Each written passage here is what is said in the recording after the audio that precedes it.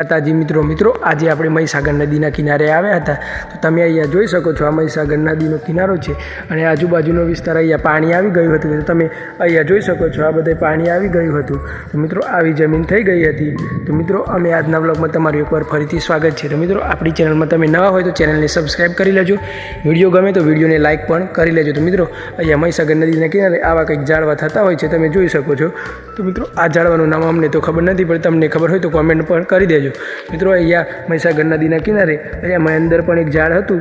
જે વેલ જેવું થયું હતું એનું નામ પણ મને ખબર નથી તમે જાણતા હોય તો કોમેન્ટ કરી દેજો મિત્રો આ રીતના અમે ગાડી આજુબાજુના વિસ્તારમાં ખેતરો પણ ઉપરની તરફ આવેલા હોય છે તમે જોઈ શકો છો અહીંયા